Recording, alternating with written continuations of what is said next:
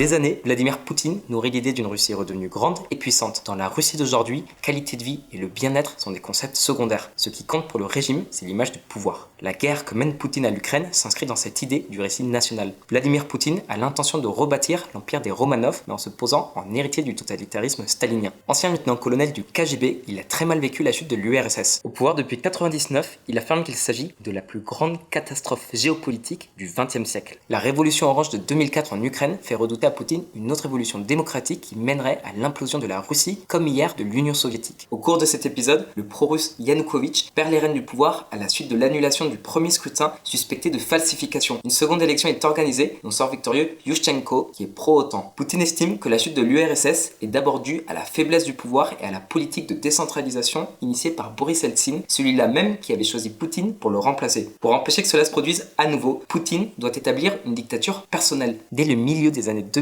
il entreprend une réhabilitation de Staline, un modèle à ses yeux. Ça passe notamment par des manuels scolaires qui suggèrent que les purges staliniennes étaient légitimes car beaucoup de personnes condamnées étaient coupables des crimes qui leur étaient reprochés. Ce sont donc ces éliminations de masse qui auraient permis à l'URSS de gagner la Seconde Guerre mondiale puis de résister aux assauts répétés de l'Occident durant la guerre froide. Cette ligne révisionniste aboutit en décembre 2020 à la dissolution de l'ONG Memorial qui recense les exactions staliniennes ainsi que les atteintes aux droits de l'homme en Russie. C'est donc pas étonnant que le Kremlin ait invoqué l'excuse de la lutte contre le néonazisme d'État en Ukraine pour obtenir l'approbation de la population russe, renvoyant ainsi au cliché de la Deuxième Guerre mondiale où une partie de la population ukrainienne avait choisi l'alliance avec les nazis pour récupérer la souveraineté nationale confisquée par l'Union soviétique de Staline. Alors comment s'y prend Poutine pour insuffler à la société russe ce nationalisme dévastateur? Comment le Kremlin utilise-t-il l'armée pour y parvenir? Pour comprendre, déjà, on va se pencher sur le mouvement national des jeunes cadets de l'armée russe.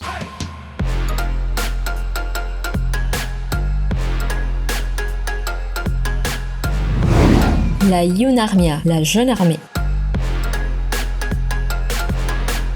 La naissance de la fédération russe à la suite de l'effondrement de l'URSS s'est faite dans la douleur. Une inflation record, la dévaluation du rouble à toute allure et l'accaparement des ressources et de l'industrie par une poignée d'oligarques. Des difficultés qui ont aussi affecté l'armée. Ces carences sont devenues évidentes lors des deux guerres de Tchétchénie de 94 et 99 et durant la guerre de Géorgie en 2008. Poutine s'est alors empressé de réformer l'armée russe dans un contexte en plus très favorable. Le prix du baril de pétrole était à son plus haut point et comme il s'agit d'une des principales sources de revenus du pays, alors le gouvernement russe n'a jamais déclaré officiellement ces chiffres, mais les experts estiment que les dépenses militaires russes dépassent 50 milliards de dollars par an, soit entre 4 et 10% de son PIB. La Russie a massivement investi dans le développement de nouveaux matériels militaires, plus de 600 nouveaux avions, 840 hélicoptères et 2300 drones. Et en supplément, le Kremlin a revampé 70% de ses avions de chasse et 27% de ses véhicules blindés. Pareil pour le rehaussement technologique de l'industrie militaire russe. On parle d'intercepter ou de bloquer les communications et les drones ennemis. Et ils ont de quoi donner du fil à retordre aux États-Unis. L'arme la plus dangereuse de toutes, c'est l'humain. À partir de 2021, Moscou a accordé l'équivalent de 185 millions de dollars étalés sur 4 ans à un programme d'éducation patriotique. Ainsi, au moins 600 000 enfants ont rejoint les rangs de la Younarmia, les jeunes cadets de l'armée russe. Ils peuvent s'inscrire dès l'âge de 8 ans, une idée héritée du mouvement des pionniers de l'ère soviétique. On les préparait activement à rejoindre les rangs des Komsomol, la jeunesse communiste. On retrouve le même genre de structure chez les Chinois par exemple, avec les Xiaoshanzui, ou encore les Hitlerjugend dans les années 30. Enfin, l'ancêtre de cette organisation servait à promouvoir l'idéologie communiste. Elle a existé entre 1922 et 1990 et réunissait des garçons et des filles âgés de 10 à 15 ans.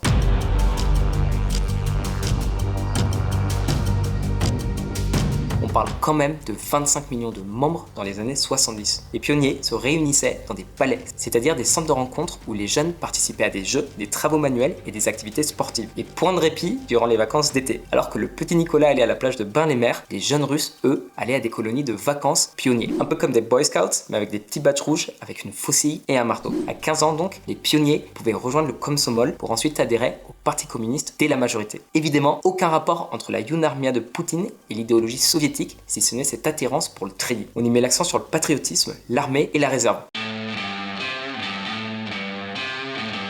Bien sûr, ces membres portent un uniforme, tenue militaire classique, couleur kaki et béret rouge avec l'insigne de l'aigle. On y pratique le tir, la formation au premier secours et les arts martiaux. D'ailleurs, une fois par an, le ministère russe de la Défense organise le congrès de la Younarmia. On y trouve des mouvements nationalistes, des armes exposées un peu partout, des compétitions sportives et même une foire scientifique pour les premiers de la classe. Et bien sûr, on n'oublie pas DJ Slav qui remixe les hymnes patriotiques.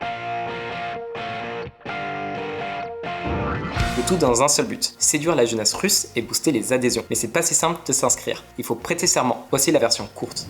Je jure de lutter pour sortir victorieux des études et du sport, pour être un patriote et un digne citoyen de la Russie. Extrait du serment de la Younarmia. Moscou finance aussi l'organisation par des organismes privés de concours sur l'histoire russe, la lecture de cartes ou de tir. L'un des axes prioritaires du Kremlin, c'est de pousser ce culte nationaliste russe jusqu'à dans les foyers, pour les grands et les petits.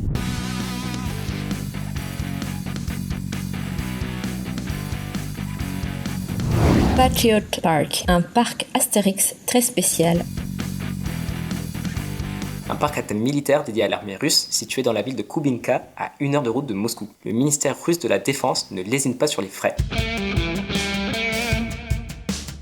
Environ 250 millions d'euros pour sa construction. Même que les stands de nourriture servent des rations militaires. En passant, les RCIR françaises, les rations de combat individuelles réchauffables que nos militaires surnomment la rasquette, sont considérées comme les meilleures au monde. Durant la guerre d'Afghanistan en 2001, les États-Unis échangeaient 3 de leurs rations contre une seule ration française. Cocorico. Alors, même si tout le monde y trouve son compte, le parc est surtout pensé pour impressionner les plus jeunes. Sur place, les enfants peuvent tirer avec des vraies armes à feu. Ils peuvent monter dans des simulateurs de chars, utiliser des imprimantes 3D, participer à l'entraînement de chiens dressés.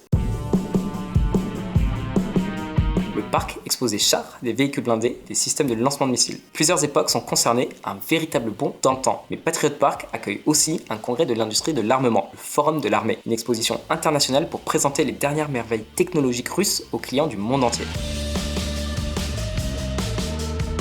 Parmi les principaux clients, on a en Asie l'Inde, le Vietnam, la Chine et le Bangladesh. Pour le Moyen-Orient, on a l'Iran et l'Irak, l'Algérie et l'Égypte en Afrique, le Nicaragua et le Venezuela en Amérique latine. Il y avait aussi la Turquie, pourtant membre de l'OTAN. Un salon de la défense en Russie pour stimuler la vente d'armes au Moyen-Orient. Vous vous doutez bien qu'on y pratique aussi la langue de bois. On parle de capacité de défense, de pacification, d'intervention humanitaire, de dégâts collatéraux et de frappes chirurgicales. Ce congrès est un à côté sympathique. Mais ne nous y trompons pas, le véritable but de cette installation, c'est de faire passer un message à la population russe, celui de la toute-puissance militaire. Le sacrifice de la nation soviétique permit la victoire des Alliés durant la Seconde Guerre mondiale. Là-bas, on l'appelle la Grande Guerre patriotique, un canal idéal pour véhiculer le message de propagande du Kremlin. On y a même reconstitué la prise du Reichstag il y a quelques années. Le parc compte aussi un musée interactif. 1418 marches jusqu'à la victoire. Le nombre de jours qui se sont écoulés depuis l'attaque de Hitler contre l'Union soviétique jusqu'à la capitulation allemande.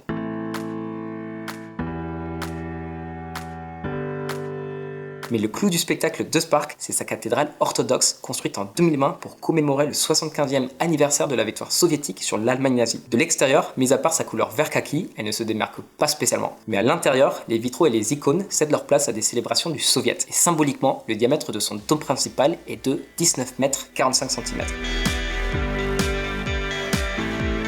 Deux détails amusants. Concernant le sol, premièrement, Kremlin a eu l'idée de faire fondre des armes et des chars saisis à l'Allemagne. En gros, quand vous visitez la cathédrale principale des forces armées russes, son nom officiel, vous pourrez piétiner l'ennemi nazi. Puis, il y a ces mosaïques. Cette cathédrale réunit un nombre impressionnant de mosaïques, mais pas uniquement des symboles religieux. La Russie abandonne le projet de mosaïque à l'effigie de Poutine dans l'église de l'armée. Poutine s'y est opposé, du moins durant son mandat. Mais le jour où il quittera le trône, alors peut-être.